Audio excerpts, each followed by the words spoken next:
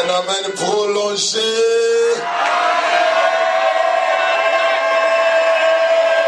Un amen sec. Amen. Que Dieu vous bénisse. Amen. Nous pouvons nous asseoir. Gloire au Seigneur.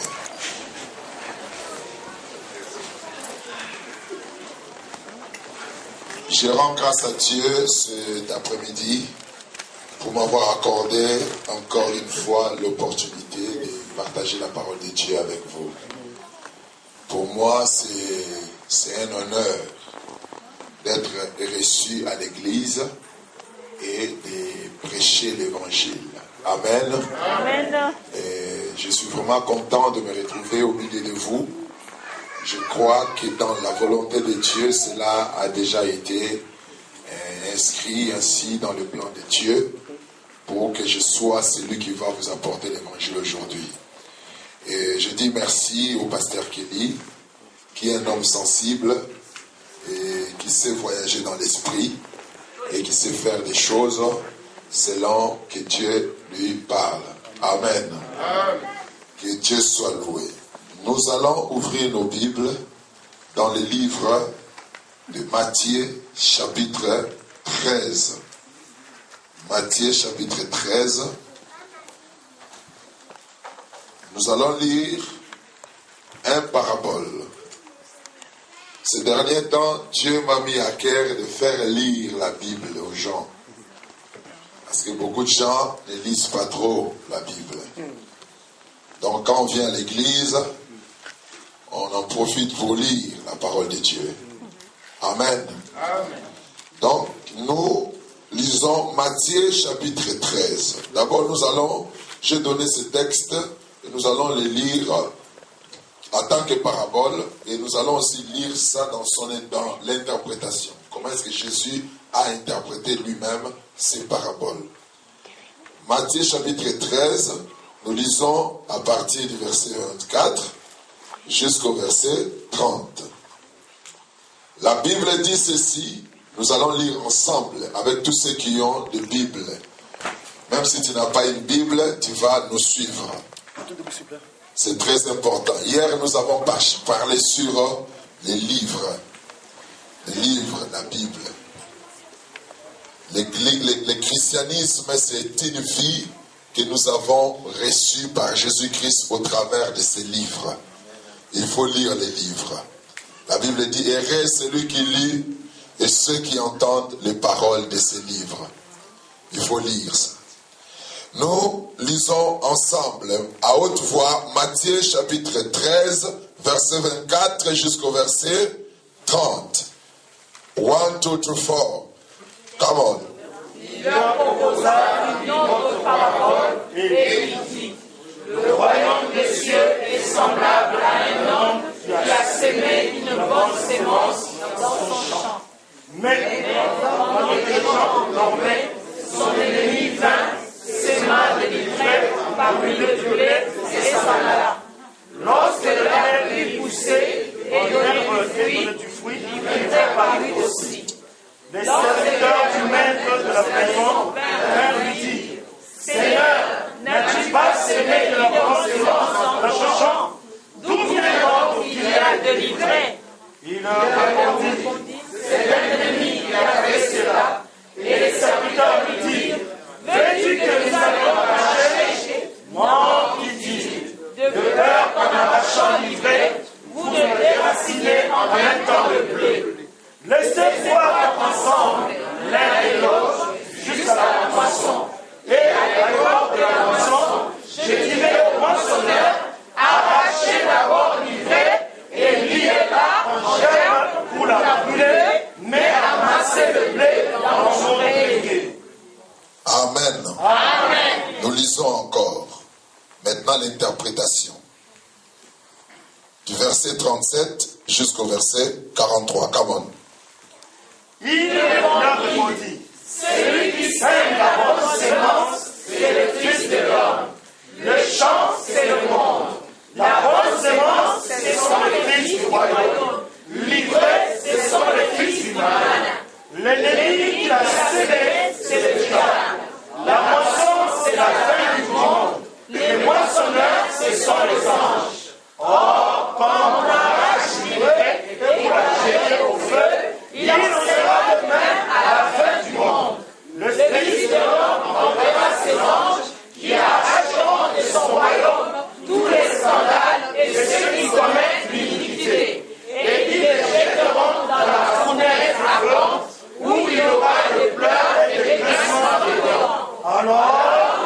se répandront comme le soleil dans l'auréole de la terre. Que celui qui a les oreilles entende.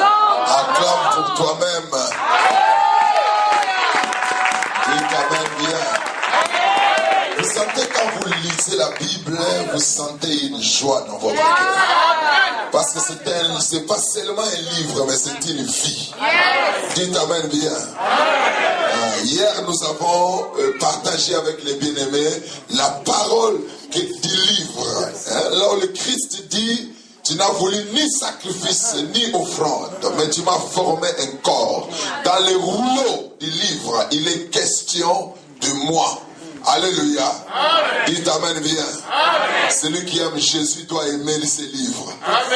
Amen. On peut s'asseoir. Que Dieu vous bénisse. Elohim, Dieu Tout-Puissant, je prie pour cette parole. Je demande que le message de cet après-midi soit une bénédiction pour ma soeur et pour mon frère. Je prie, Seigneur de gloire, que tu te sers de moi comme un simple instrument par lequel tu vas te manifester ou tu vas toucher des vies aujourd'hui. Je demande à toi, Père, d'étendre ta main dans celui qui a un problème reçoit la solution. Que celui qui est tombé soit relevé. Que celui qui est égaré retourne dans les droits chemins. Père de gloire, que ce soit des moments de gloire et de puissance. Si dans cet endroit, il y a une présence qui ne te glorifie pas, qui vient du monde des ténèbres, Seigneur, je prie que les démons soient mal à l'aise ici. Je prie que les diables se sentent mal à l'aise. Je prie que tout ce qui est péché soit mal à l'aise ici, au nom de Jésus de Nazareth. Éternel Dieu, que seul ton nom soit glorifié au milieu de nous. Cher Saint-Esprit, nous nous laissons nous nous abandonnons entre tes saintes mains. Donne-nous la compréhension et l'amour pour cette parole que nous allons écouter. Pour la gloire du nom de Jésus-Christ, nous avons ainsi prié. Amen. Amen. Dis à ton frère cohabitation. Dis-lui cohabitation. Non, dis-lui encore, regarde, on va dire cohabitation. Alléluia. Amen. Je veux que nous puissions partager sur la cohabitation. Je ne parle pas de cohabitation, pas de mariage, de relations humaines. Amen. Mais je parle de la cohabitation dans une dimension surnaturelle. Amen. Le monde, quand la Bible parle du monde, le monde ce n'est pas seulement la terre. Le monde, ça vient du grec cosmos. Cosmos, c'est l'ensemble de l'existence créée, de tout ce que Dieu a créé. Dans le cosmos, il n'y a pas que le monde matériel. Dans le cosmos, il y a aussi le monde spirituel. Amen. Amen. Les êtres spirituels font partie du cosmos. Dans le cosmos, à l'exception de Dieu, tout se trouve dans le cosmos. C'est ce qu'on appelle l'univers. Amen. Non, un amen propre. Amen. Un amen puissant. Amen. Dans le monde, il y a plusieurs êtres. Il y a plusieurs créatures qui existent, qui coexistent ensemble et qui forment un tout qu'on appelle l'univers. Et c'est seul Dieu qui fait à la fois partie de l'univers et qui n'en fait pas partie. Il est dans l'univers par les choses qu'il a créées, comme la Bible déclare qu'en effet, les perfections invisibles de Dieu, sa puissance éternelle et sa divinité se voient comme à l'œil nu quand on le considère dans ses ouvrages. Amen. Dieu fait partie de l'univers par ses œuvres, par les choses qu'il a créées. Et quand nous touchons, quand nous palpons les choses que Dieu a créées, nous palpons une partie de Dieu lui-même. Quand nous contemplons les cieux et la terre, nous pouvons comprendre combien est grand notre Dieu. Quelqu'un dit amen bien. Amen. Un amen puissant. Amen. L'homme aussi représente Dieu. Dans le monde matériel, l'homme représente Dieu. Quand nous voyons l'homme, nous voyons directement de quoi Dieu est capable. L'homme est spirito-matériel. Il est un esprit qui possède une âme et qui habite dans un corps. L'homme est en partie créé, en partie incréé. La partie créée de l'homme, c'est la matière. La matière qui est composée, qui est associée de l'âme. Parce que l'âme n'a pas été créée, mais c'est plutôt une production du contact entre l'esprit et la matière. La Bible dit Dieu souffla dans ses narines un souffle de vie et l'homme devint une âme vivante. Quelqu'un donne amen fort. Amen. Un amen puissant. Amen. Alors tout ça, ça forme ce que nous appelons le monde. Quand on parle de Dieu et tout ce qu'il a créé, les gens se limitent à considérer Dieu par rapport à ce qu'ils voient, qui se trouve dans les ciels et sur la terre, les ciels que nous voyons. Le monde est grand, le cosmos est grand. Il y a des galaxies dans le cosmos de la Terre. Dans notre galaxie, c'est comme un grain de sable dans cette salle. Amen. C'est comme un grain de sable dans cette salle. Pour traverser notre galaxie, il faut 100 000 années-lumière. À la vitesse de 360 km par seconde, on fait 100 000 années pour traverser notre galaxie. Amen. Alléluia.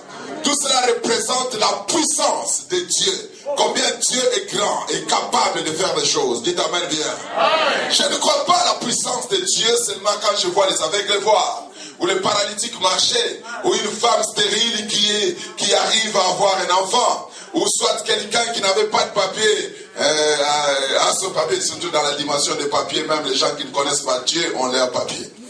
Dites amen bien. Non, un amen puissant s'il vous plaît. Je ne reconnais pas la puissance de Dieu dans ce niveau-là. Mais j'essaie de remonter les temps.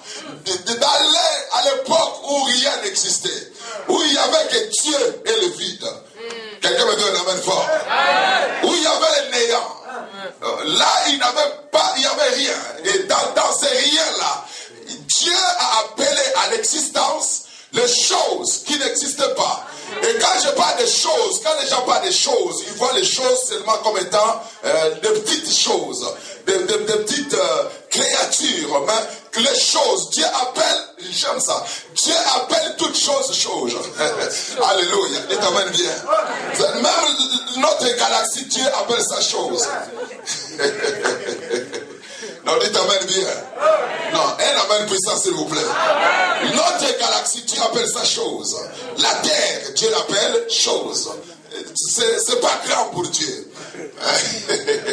C'est pas grand. Il est tellement grand, tellement puissant, qu'il appelle toutes choses. La Bible dit il appelait à l'existence les choses. Des galaxies qui sortaient du néant. Le monde, avec sa science, peut croire à l'évolution, au Big Bang. Qu'il y a eu un accident, machin, truc, consort. Et puis le monde a été créé, les premières cellules vivantes, des atomes, des trucs comme ça, et l'évolution, et puis après l'homme est arrivé. Alléluia. J'ai posé une question à un scientifique un jour à Bruxelles, dans un restaurant, on discutait avec lui, et il m'a dit, tu vois, il m'a donné des théories de Charles Darwin, de l'origine des espèces, des trucs comme ça. En fin de compte, je lui ai posé des questions, bon, j'essaie, je te donne moins l'avantage dans ta théorie, bon, il y a eu Big Bang, disons qu'il y a eu Big Bang, mais avant ça. Dites amen bien. Amen. Un amen propre, s'il vous plaît. Amen. S'il y a eu Big Bang, mais avant ça, il y avait quoi? Les choses là qui se sont Big Bangées. Dites amen bien. Amen. Un amen puissant, s'il vous plaît. Amen. Les choses là qui se sont, bon, ça vient d'où? Les scientifiques n'ont pas eu de réponse à me donner. Je lui ai dit au-delà de tout, il y a